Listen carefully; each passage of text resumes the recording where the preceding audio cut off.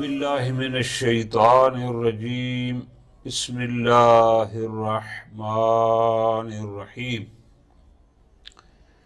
وقال علیہ السلام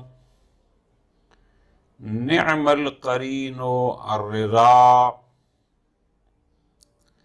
تسلیم و رضا بہترین مصاحب ہے۔ والعلم وراثۃ کریمہ، علم شریف ترین میراث ہے۔ والآداب حلل مجددہ، اور علمی اور عملی اوصاف نو بنو خلعت ہیں۔ والفکر مرآۃ صافیہ، اور فکر صاف و شفاف آئینہ ہے۔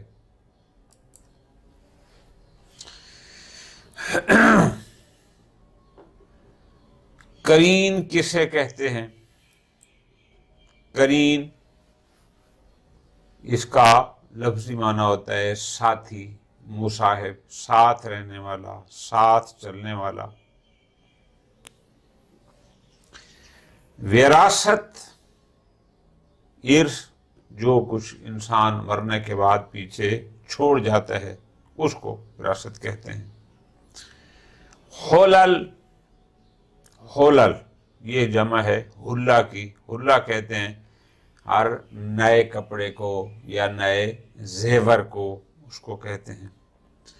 مرآت شیشہ، صافیہ شفاف۔ خوب، امام علیہ السلام جہاں پر بیان فرما رہے ہیں نعم القرین الرضا، بہترین ساتھی کیا ہے؟ الرضا۔ تو جس حال میں ہے، جن حالات میں تو رہ رہا ہے، اس پر راضی رہنا، یہی تیرا بہترین ساتھی ہے۔ اس لیے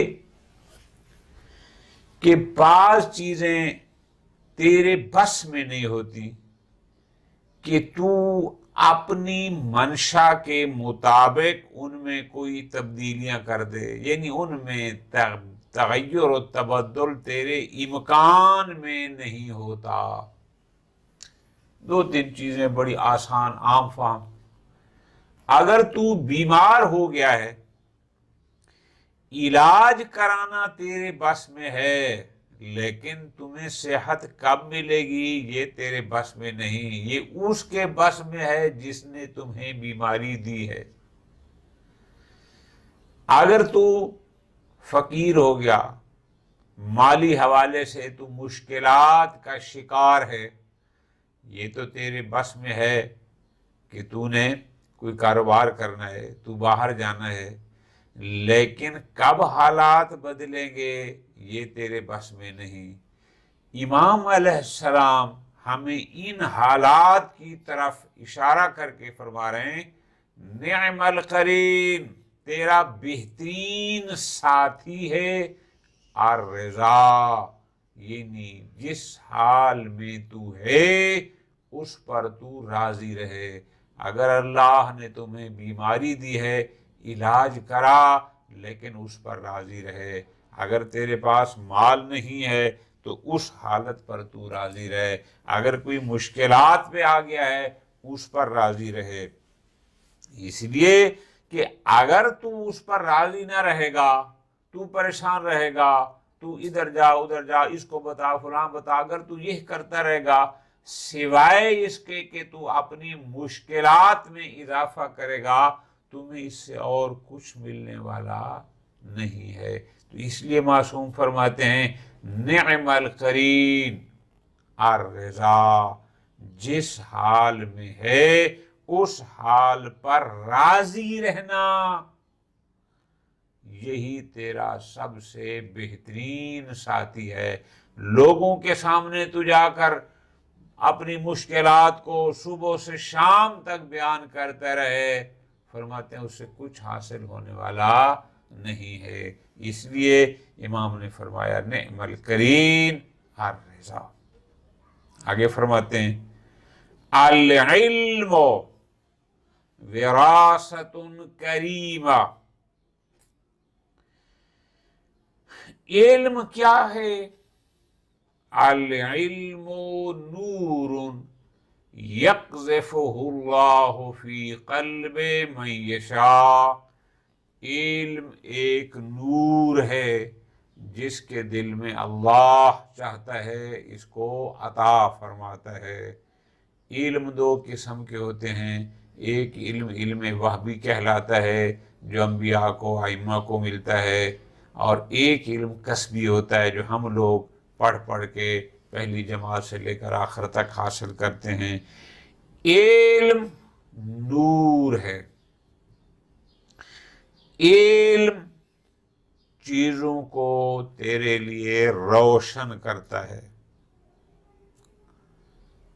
दो लोग इस दुनिया से जाते हैं, एक माल छोड़ के जाता है, वो भी विरासत है।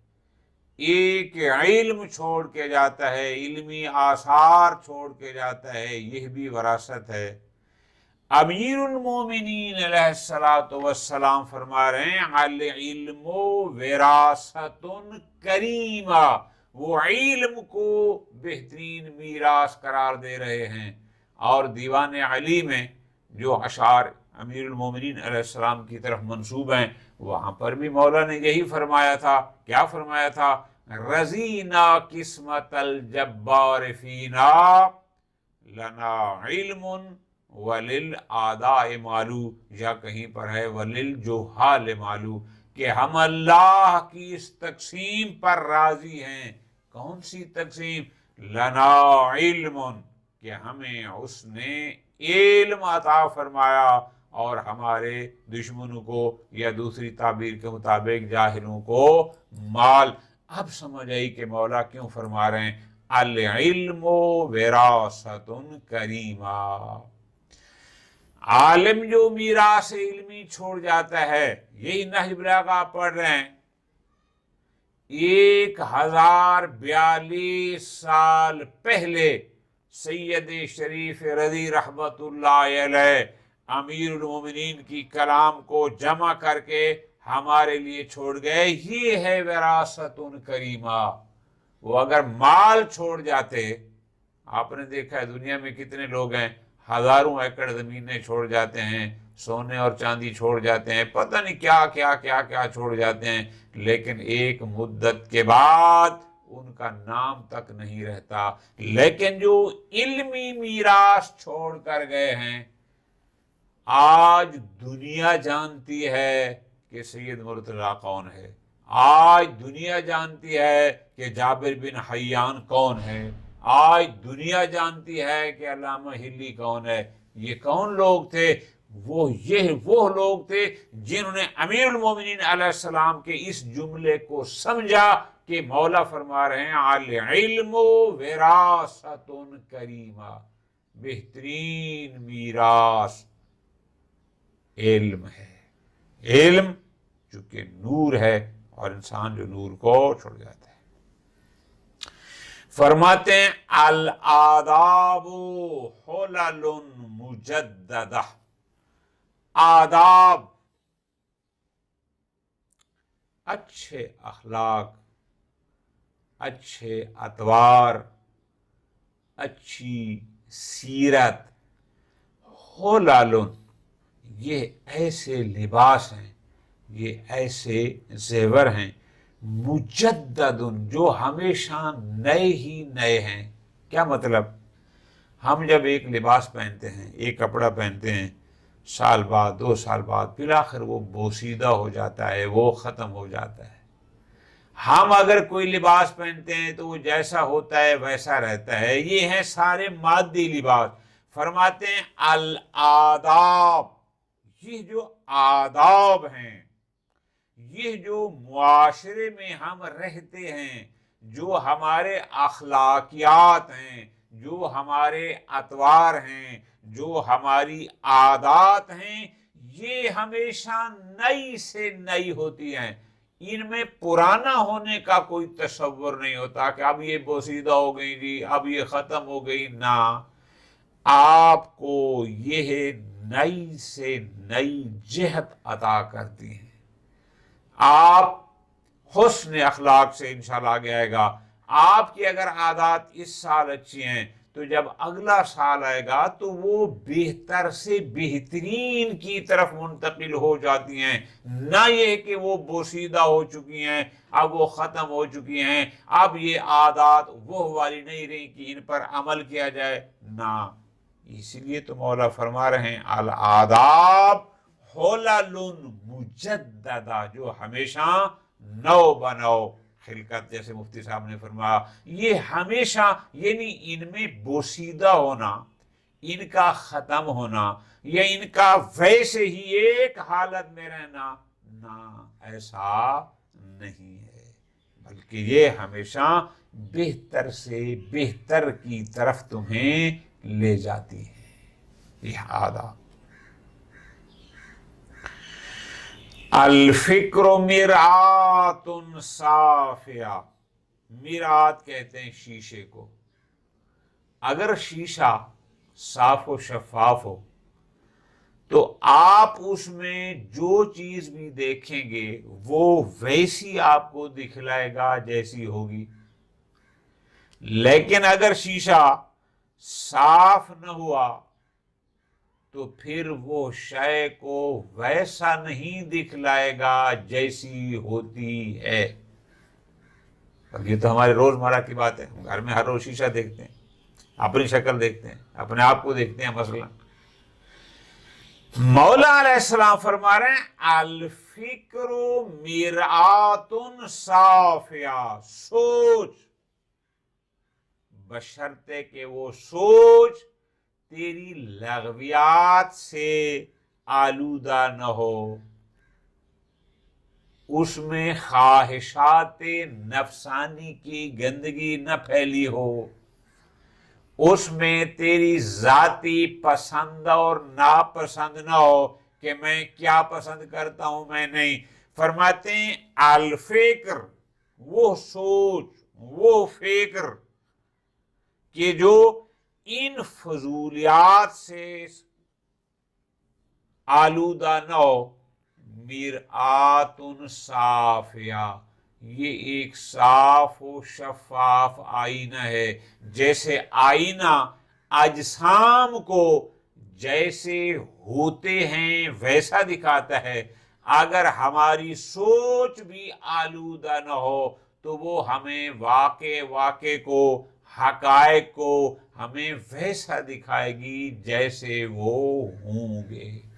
अब इसमें से एक बड़ा प्यारा नुक्ता जो हमें मिलता है वो ये है कि जब हम फिक्र करें, जब हम किसी शय के बारे में सोचें, उस वक्त हमारे जाती पसंद और नापसंद को एक तरफ रख दें, जाती मोहब्बत और नफरत को एक तरफ रख लें।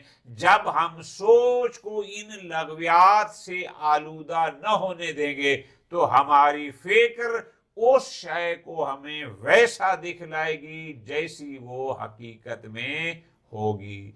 इसकी तरफ इशारा है, फरमा रहे हैं अल फिक्र मिरआतुन साफिया, शफाफ आईना, जैसे अजसाम को जैसे होते हैं वैसे तुम्हें दिखाते हैं, इसी तरह शफाफ फिक्र जो हर किस्म की आलूदगी से महफूज होगी, वो भी मामलात को, वो भी उमूर को तुम्हें वैसे दिखलाएगी जैसे वो होंगे। आगे मौला फरमाते हैं सदरुल आकिली सुंदूको सिर रही, अक्लमंद का सीना उसके भेदों का मखजन होता है। वल बशाशतु हिबालतुल मवद्दा, कुशादा रुई मोहब्बत और दोस्ती का फंदा है। वल इह्तिमाल क़ब्रुल ग़ुयूब, और तहम्मुल बुर्दबारी ऐबों का मदफन है। और या बाद रिवायत में یہ جملہ بھی آیا ہے کہ المسالمۃ خباء العیوب، صلح و صفائی عیبوں کو ڈھانپنے کا ذریعہ ہے۔ اب ہم دیکھتے ہیں صندوق کسے کہتے ہیں۔ اردو میں بھی لفظ صندوق استعمال ہوتا ہے، وہ بکسا، وہ چیز کہ جو گھر میں ہم اپنی قیمتی چیزوں کو، جس میں ہم چھپا کے رکھتے ہیں، اچھے کپڑے چھپا کے رکھتے ہیں، زیورات سنبھال کے رکھتے ہیں، پیسے وغیرہ سنبھال کے رکھتے ہیں۔ سر جسے انسان اپنے اندر چھپاتا ہے، ہم اردو میں اس کو راز کہتے ہیں۔ البشاشہ، بشاشہ کا معنی ہوتا ہے طلاقت الواج، یعنی خندہ پیشانی، کشادہ روئی۔ خوب۔ حبالہ، حبالہ کہتے ہیں وہ جو شکاری شکار پر جاتا ہے تو وہ جو جال لے کر جاتا ہے، جس جال کے ذریعے وہ اپنے اس شکار کو پھنساتا ہے، در حقیقت اس کو حبالہ کہتے ہیں۔ مودت، محبت۔ الاحتمال، احتمال یعنی تحمل العذاب، اذیت کو، مشکل کو، پریشانی کو، سختی کو برداشت کرنا۔ اب ذرا غور کرو، امام علیہ السلام ہمیں یہ فرما رہے ہیں کہ صدر العاقل، جو عقل مند کا سینہ ہے، وہ اس کے رازوں کی صندوق ہے۔ عقل مند کبھی نہ اپنا کوئی راز کسی کے سامنے ظاہر کرتا ہے، نہ کسی کا راز کسی کے سامنے فاش کرتا ہے۔ اس کا اپنا سینہ وہ صندوق ہے اسرار کی، راز اس کے سینے میں رہتے ہیں۔ جیسے آپ گھر میں اپنا سونا اور چاندی یا قیمتی کپڑے وغیرہ ایک صندوق میں محفوظ کر کے رکھتے ہیں کہ مثلاً آج کل کے مادی دور میں سونا چاندہ یا کسی کی چاندی یا ڈالر وغیرہ پڑے ہوں تو اس کوشش ہوتی ہے کہ اس کا کسی کو پتہ نہ ہو کہ میں نے کہاں رکھے ہیں۔ عقل مند کا سینہ بھی اس کے رازوں کے لیے یہی کیفیت ہوتا ہے، نہ وہ اپنے راز کسی کے سامنے کشف کرتا ہے، فاش کرتا ہے، نہ کسی کا راز کسی کے سامنے۔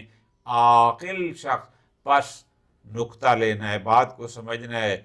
اگر ایک بندہ اپنے راز لوگوں کے سامنے اگلتا رہے یا کسی کے راز لوگوں کے سامنے فاش کرتا رہے تو اس کا مطلب ہے امام علیہ السلام کے اس جملے کی روشنی میں، اس فرمان ذیشان کی روشنی میں وہ بندہ عاقل نہیں ہے، چونکہ امام تو فرماتے ہیں عقل مند کا سینہ رازوں کا صندوق ہوتا ہے، خزانہ ہوتا ہے، اور یہ فاش کر رہا ہے۔ اگلے جملے مولا فرما رہے ہیں البشاشۃ حبالۃ المودہ، آپ کی خندہ پیشانی، ہنس مکھ ہونا، خوش ہو کے کسی کو ملنا، یہ محبت اور مودت کا جال ہے۔ آپ ایک بندے کو ملتے ہیں، ہم معاشرے میں دیکھتے ہیں کئی بندے کہتے ہیں یار فلاں بندے کو ملا ہوں لیکن بڑا افسوس ہوا، اس کو ملنے نہیں چاہیے تھا۔ کیوں؟ بڑا بد خلق ہے، اس کے ماتھے پہ ہر وقت شکن رہتے ہیں، جس وقت دیکھو غصے میں نظر آتا ہے، جس وقت دیکھو ایسا لگتا ہے کہ پتہ نہیں ابھی کسی لڑ کے آ رہا ہے یا لڑنے جا رہا ہے۔ اس کے برخلاف ہوتا ہے البشاشہ، خندہ پیشانی۔ نیا بندہ آپ کے سامنے آیا، آپ اس کو خندہ پیشانی سے ملتے ہیں، آپ اس کو خوشی سے ملتے ہیں، آپ اس کو محبت سے ملتے ہیں۔ معصوم فرماتے ہیں حبالۃ المودہ، یہ محبت کا جال ہے، وہ آپ کی محبت کے جال میں پھنس جائے گا، وہ آپ کے قریب آ جائے گا۔ خندہ پیشانی سے دل آپ کی طرف کھینچتے ہیں۔ اگر آپ کے پاس خندہ پیشانی نہیں ہے، لوگ آپ سے دور ہوں گے، کوئی آپ کا کسی کا آپ کو ملنے کے لیے دل نہیں کرے گا، اس کی کوشش ہوگی کہ فلاں بندے کا سامنا نہ بھی ہو تو اچھا ہے، ہر وقت اس کی پیشانی پہ بل پڑے رہتے ہیں، شکن پڑے رہتے ہیں۔ امام فرماتے ہیں البشاشہ، خندہ پیشانی. ایک شخص ہے، آپ اس کو مسکرا کے ملتے ہیں، آپ ان سے ہنس سے بات کر لیتے ہیں، اس میں کون سا آپ کا جو ہے وہ کوئی خرچہ ہو گیا یا آپ کی سبکی ہوگی؟ اگر ایسا ہوگا اس کے دل میں آپ کی محبت پیدا ہو جائے گی، گویا آپ نے اس کے دل میں محبت کا بیج بو دیا ہے. اور اسی کو امام علیہ السلام فرما رہے ہیں کہ البشاشا یعنی یہ محبت کا جال ہے. جیسے شکاری سمندر میں، دریا میں جال کو پھینک کر مچھلیوں کا شکار کرتا ہے، آپ اپنی خندہ پیشانی کے ذریعے لوگوں کے دلوں کو خرید سکتے ہیں، ان کے دلوں میں اپنی محبت پیدا کر سکتے ہیں. اگلے جملے مولا فرماتے ہیں الاحتمال قبر العیوب. جو بندہ دوسروں کی دی ہوئی تکلیف کو برداشت کر لیتا ہے، جو بندہ اپنے غصے پر قابو پا لیتا ہے، جو بندہ تحمل کر لے کسی کی دی ہوئی اذیت پر، جو بندہ مقابلہ بالمثل نہیں کرتا، امام علیہ السلام فرماتے ہیں کہ یہ ہے کیا ہے؟ اس کے عیبوں کا مدفن ہے. کیوں؟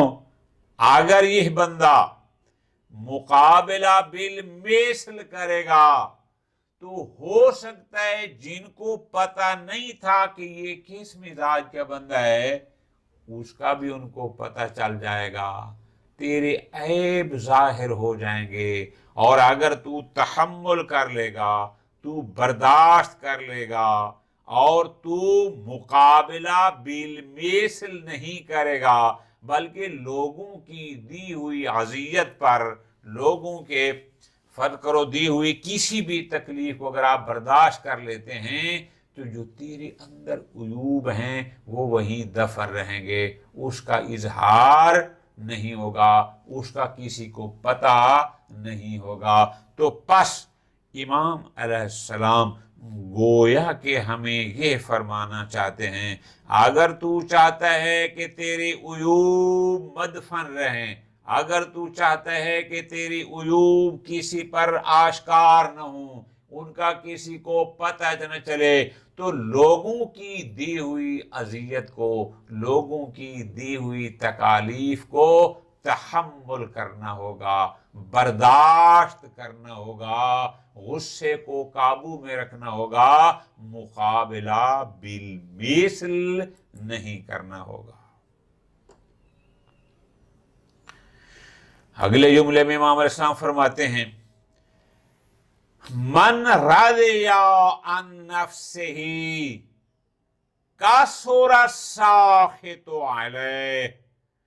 جو شخص اپنے کو بہت پسند کرتا ہے وہ دوسروں کو ناپسند ہو جاتا ہے. والصدقۃ دواء منجح، اور صدقہ کامیاب دوا ہے.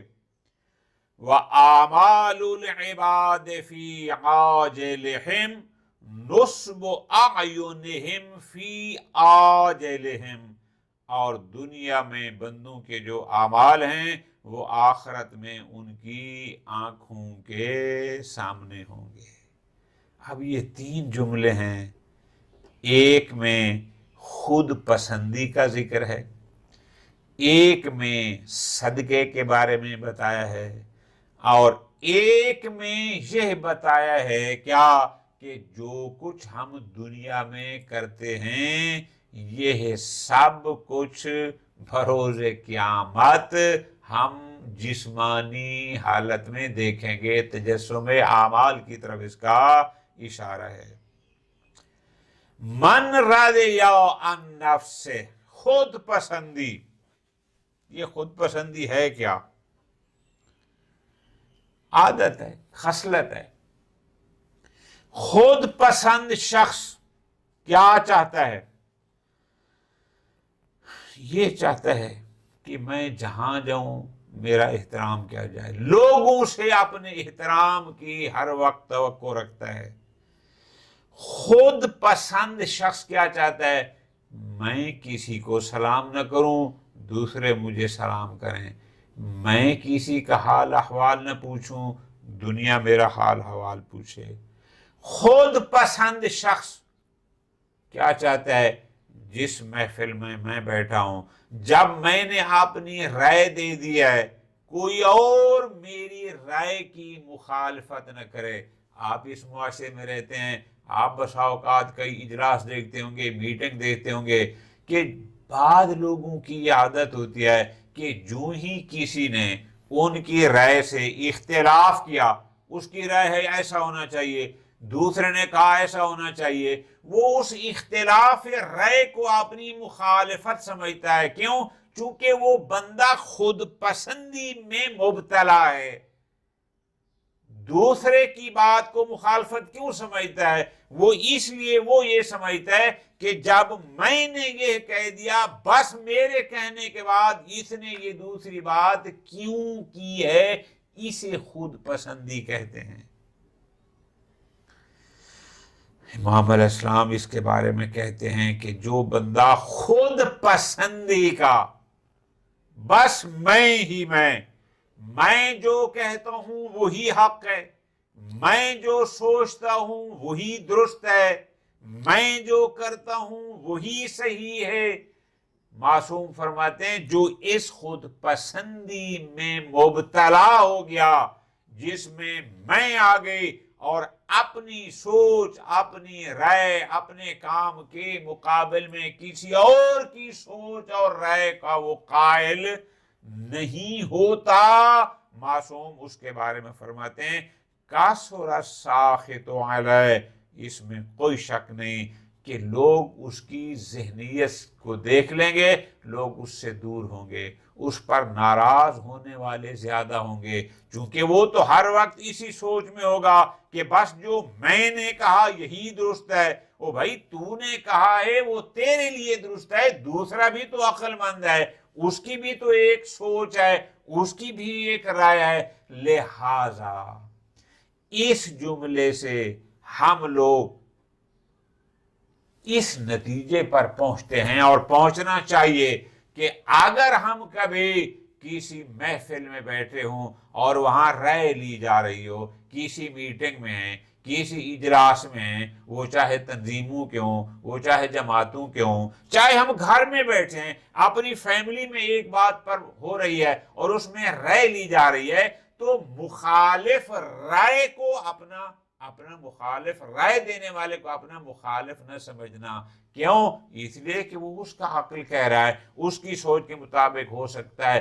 اگر آپ نے اس فکر کو اپنا لیا کہ جو میری رائے کے خلاف دیتا ہے بس وہ میرا مخالف، اس کا مطلب ہے آپ میں خود پسندی کی بیماری آپ کو لاحق ہو گئی ہے، اور جب آپ خود پسندی میں مبتلا ہو جائیں گے پھر آپ کی اپنی مشکلات میں اضافہ ہوگا، کسی کو کچھ نہیں ہوگا۔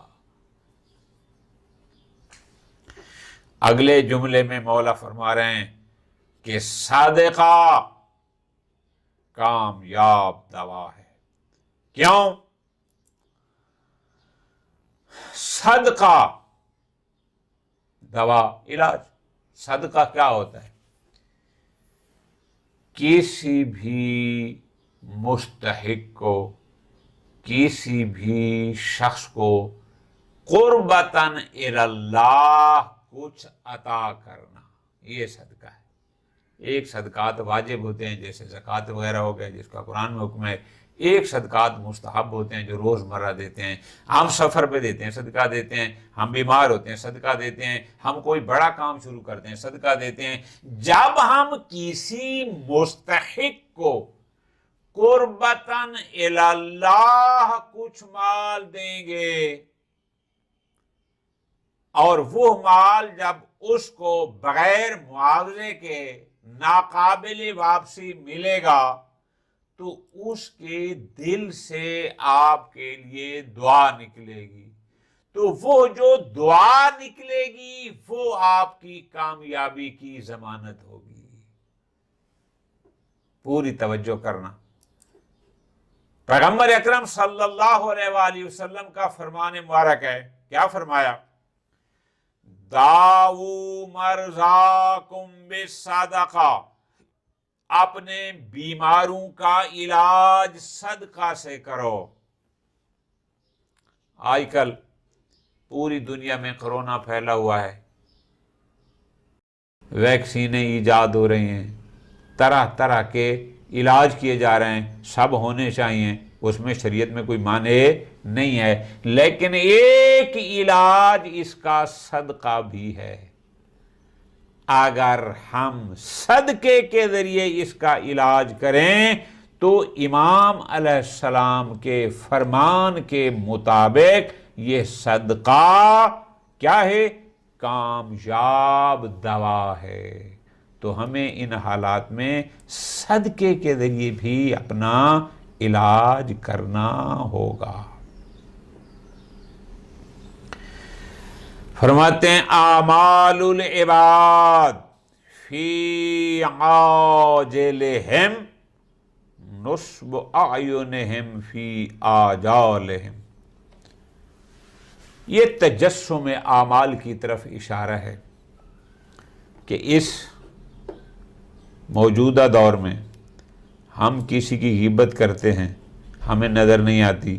ہم کسی کے ساتھ کوئی نیکی کرتے ہیں، ہمیں وہ نظر نہیں آتی. یعنی ہم کوئی برائی کرتے ہیں وہ بھی نظر نہیں آتی، کوئی اچھائی کرتے ہیں اس کا بھی ہمیں کچھ نظر نہیں آتا.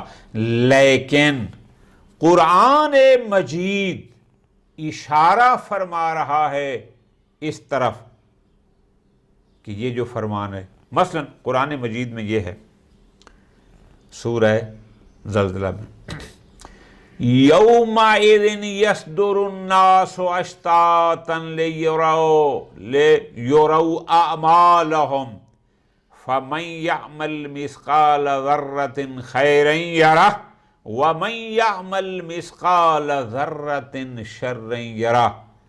اس دن لوگ گروہ گروہ قبروں سے اٹھ کھڑے ہوں گے تاکہ وہ اپنے اعمال کو دیکھیں. تو جس نے ذرہ بھر نیکی کی ہوگی وہ اسے دیکھ لے گا، اور جس نے ذرہ بھر برائی کی ہوگی وہ اسے دیکھ لے گا. اب توجہ کرنی ہے، امام علیہ السلام بھی، میں نے پہلے دن کہا تھا کہ نہج البلاغہ تفسیر ہے قرآن مجید کی، تو اس میں امام بھی وہی فرما رہے ہیں کہ انسان جو کچھ اس دنیا میں کرتا ہے وہ اس کو آخرت میں دیکھے گا.